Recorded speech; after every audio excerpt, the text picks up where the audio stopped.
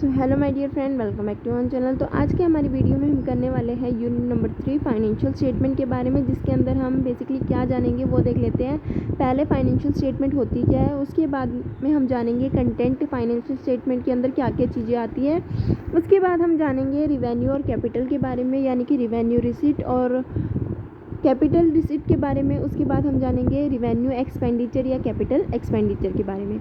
Expenditure और receipt के बारे में हम जानेंगे। तो सबसे पहले फाइनेंशियल स्टेटमेंट के बारे में जान लेते हैं। फाइनेंशियल स्टेटमेंट होती क्या है? एक ऐसे स्टेटमेंट जिससे हमें हमारे बिजनेस की प्रॉफिट या लॉस के बारे में, या फिर हमारे बिजनेस की फाइनेंशियल पोजीशन क्या है एक पर्टिकुलर ईयर में, उसके बारे में हमें पता चलता है। कंपनी को कंपलसरी है फाइनेंशियल स्टेटमेंट को प्रिपेयर करना।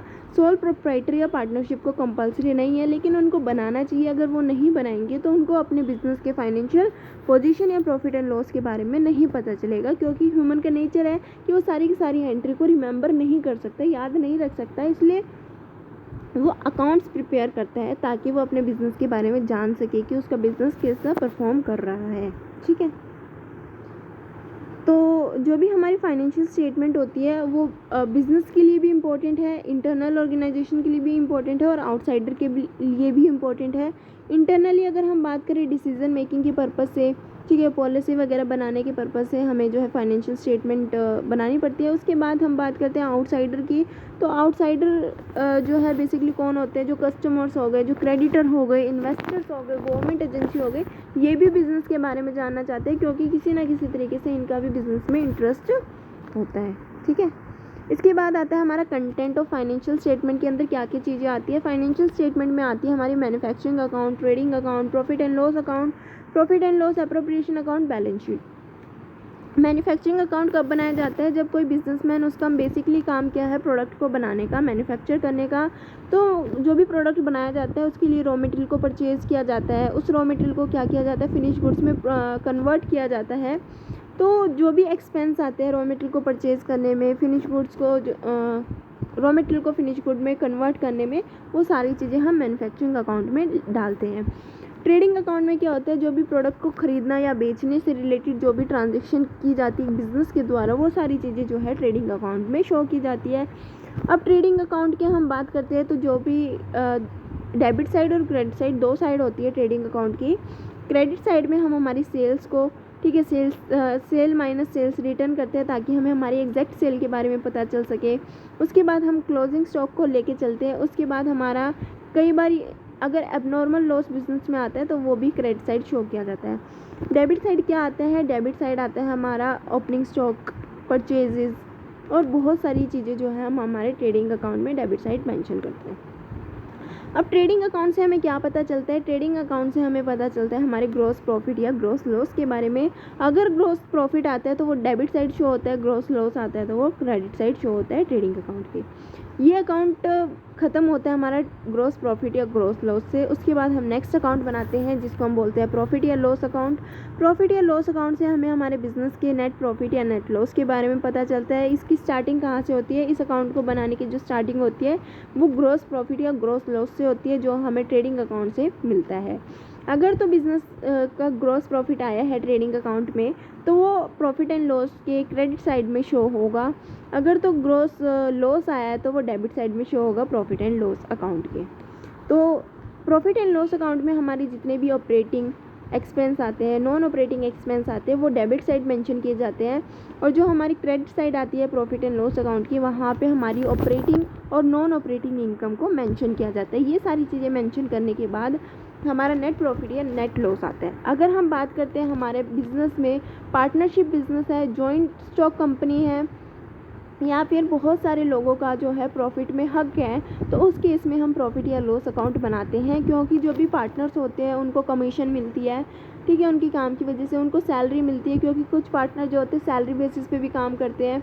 ठीक है, जो एक्टिव पार्टनर होते हैं वो प्रॉफिट के अलावा सैलरी वगैरह भी लेते हैं। तो उस केस में हम प्रॉफिट या लॉस एप्रोप्रिएशन अकाउंट जो है बेसिकली प्रिपेयर करते हैं। कब प्रॉफिट एंड लॉस अकाउंट को नहीं बनाया जाता? जब बिज़नेस के अंदर एक ही ओनर होता है। जब बिज़नेस में एक ही ओनर है तो सारा का सारा प्रॉफिट उसी का होगा, तो प्रॉफिट एंड लॉस अकाउंट क्यों बनाएंगे? प्रॉफिट और लॉस अकाउंट इसलिए बनाते हैं जब पार्टनर्स में वो प्रॉफिट डिवाइड होता है। इसके बाद हम बनाते हैं बैलेंस शीट। बैलेंस शीट के अंदर बेसिकली असेट्स और लाइबिलिटी को शो किया जाता है।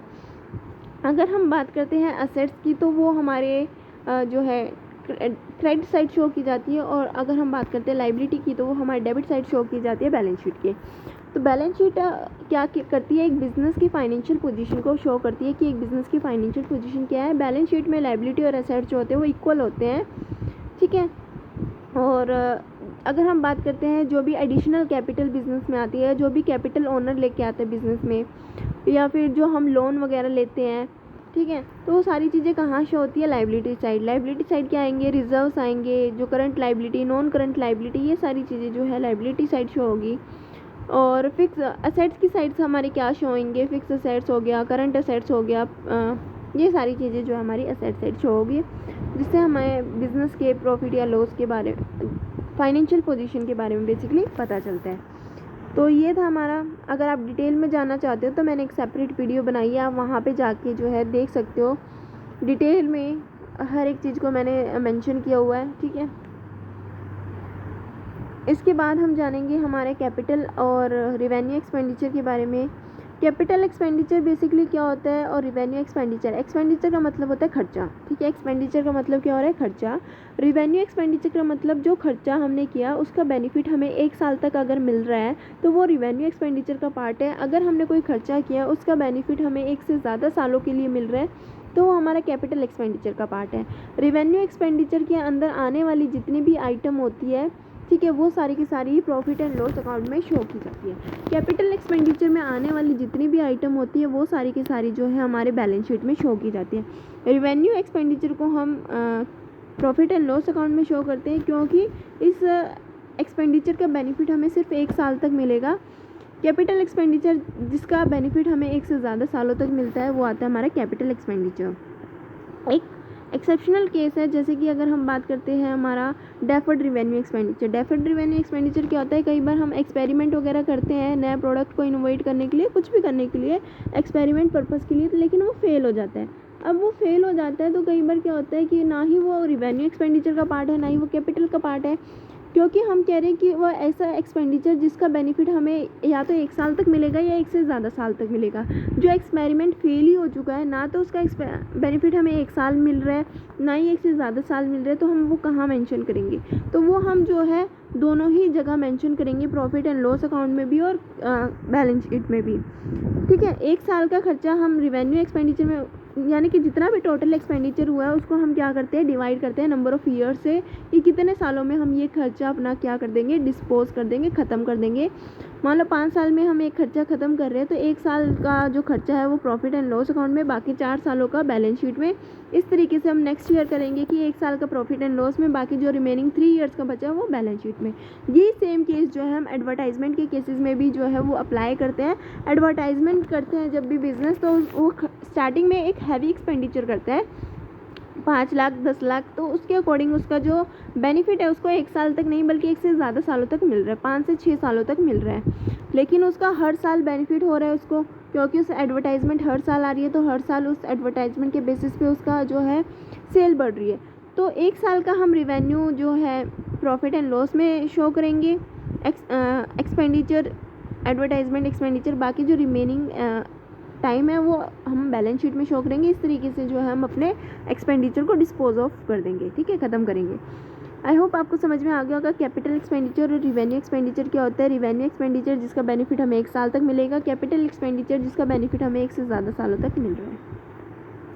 इसी तरीके से रिसिप्ट की बात करते हैं। रिसिप्ट का मतलब जो कैश का इनफ्लो हमारे बिजनेस में हो रहा है, ठीक है, कैश का इनफ्लो हो रहा है। रिवेन्यू रिसिप्ट या कैपिटल रिसिप्ट, रिवेन्यू रिसिप्ट का मतलब जो हम डेली नेचर के काम कर रहे हैं, डेली हमारा काम क्या है गुड्स को सेल या परचेज़ करने का, तो हम डेली यही काम कर रहे हैं, तो जो डेली बिज़नेस करने से जो हमें पैसा आ रहा है वो रिवेन्यू रिसिप्ट है, और जो हमें प्रॉफिट एंड लॉस अकाउंट में शो करना है। कैपिटल रिसिप्ट का मतलब जो पैसा हमें आ रहा है लेकिन वो पैसा हमारा डेली नेचर से नहीं आ रहा, डेली हम बिज़नेस नहीं कर रहे। मान लो हमने एक मशीन बेच दी, हमारी पुरानी मशीन थी वो हमने सेल कर दी, तो क्या हमारा मशीन बेचने का काम है? नहीं, हमारा तो मान लो किसी और चीज़ का काम है, फर्नीचर का काम है, लेकिन हमने मशीन बेच दी पुरानी।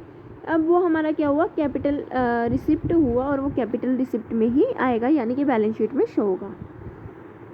तो ये था हमारा आज का टॉपिक, जिसमें हमने जो है कैपिटल रिसिप्ट क्या होता है, रिवेन्यू रिसिप्ट क्या होता है, उसके बारे में जाना। रिवेन्यू रिकॉग्निशन का मतलब यही है कि किस तरीके से हमें बिजनेस में रिवेन्यू होगा। रिवेन्यू किसका पार्ट है, प्रॉफिट एंड लॉस का पार्ट है। जो हम ऑर्डिनरी या रेगुलर नेचर की बिज़नेस करके जो पैसा कमाते हैं, जो पैसा हमारे बिज़नेस में आता है, वो रिवेन्यू रिसिप्ट का पार्ट है। आई होप आप सभी को ये टॉपिक जो अच्छे से क्लियर हो गया होगा, समझ में आ गया होगा। इसमें कुछ ज़्यादा और समझने वाला नहीं था, जितना था वो मैं बता चुकी हूँ। वीडियो अच्छी लगी तो लाइक शेयर सब्सक्राइब करना मत भूलना। Thanks for watching.